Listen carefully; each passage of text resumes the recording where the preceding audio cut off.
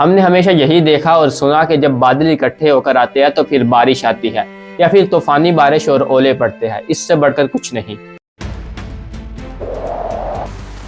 لیکن اب ایک ایسا لفظ عام ہو رہا ہے، کلاؤڈ برسٹ، یعنی بادل کا پھٹ جانا، ایسی آفت کہ جس کا مقابلہ کرنا ناممکن ہو۔ اور انہی کلاؤڈ برسٹ کے نتیجے میں خیبر پختونخوا کے ضلع بنیر اور دیگر علاقوں میں جو سیلابی ریلے آئے ہیں، انہوں نے گاؤں کے گاؤں صفائی ہستی سے مٹا دیے ہیں۔ اس سب کے ساتھ ہمیں یہ بھی پتا ہونا چاہیے کہ کلاؤڈ برسٹ ہوتا کیسے ہے۔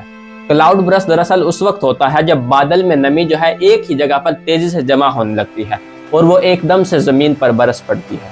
یہ بالکل ایسے ہی ہے جیسے ایک پورا ڈیم پانی سے بھر جائے اور اچانک ٹوٹ جائے۔ عام طور پر جو بارش ہوتی ہے وہ آہستہ آہستہ پانی زمین پر گراتی ہے، لیکن جب کلاؤڈ برسٹ ہوتا ہے تو پھر گھنٹوں کا پانی چند منٹوں میں گر جاتا ہے اور سب کچھ بہا کے لے جاتا ہے، جیسا کہ ابھی بنیر میں ہو رہا ہے۔ ٹنوں وزنی پتھر جن کو ایک جگہ سے دوسری جگہ لے جانا مشکل ہوتا ہے، وہ پانی میں بآسانی گاؤں تک پہنچ جاتے ہیں۔ یہ سب کلاؤڈ برسٹ کے نتیجے میں ہی ہوتے ہیں۔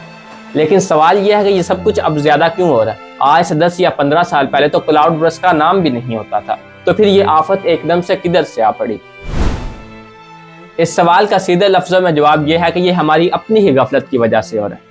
ہم نے جنگلات کاٹ دیے، دریاؤں کے راستے بند کر دیے، زمین کو کنکریٹ سے بھر دیا، ماحول کو آلودہ کر دیا۔ اب جب زمین سانس نہیں لے پائے گی تو پھر ماحولیاتی تبدیلی میں بدلاؤ بھی آئے گا، اور یہ سب کچھ اسی بدلاؤ کا نتیجہ ہے۔ اس سب کے ساتھ یہ ایک آزمائش بھی ہے۔ اللہ تعالیٰ قرآن میں فرماتا ہے کہ یعنی خشکی اور سمندر میں فساد ظاہر ہو گیا، اور یہ فساد کس وجہ سے ظاہر ہوا ہے؟ لوگوں کی اپنی کمائی کی وجہ سے ہوا ہے۔ اور پھر لوگ جو اعمال کرتے ہیں، اللہ تعالیٰ کہتا ہے کہ میں ان کے اعمال کا ان کو مزہ چکھاؤں گا تاکہ وہ لوٹ آئے۔ قدرتی آفات کو اتفاق نہیں ہوتی، بلکہ یہ ہماری اپنی ہی غلطیوں کی سزا ہوتی ہے۔ جیسا کہ ہم جنگلات کو ختم کر دیتے ہیں، زمین کو کنکریٹ سے بھر دیتے ہیں، دریاؤں کے راستے بند کر دیتے ہیں، اللہ کو ناراض کر بیٹھتے ہیں، تو اس سب کے نتیجے میں پھر یہ قدرتی آفات ہمیں دیکھنے کو ملتی ہے۔ بس دعا ہے کہ اللہ تبارک و تعالیٰ ہمارے ان بھائیوں کی آزمائش کو آسان کرے جو اس وقت مشکل میں پھنسے ہوئے ہیں۔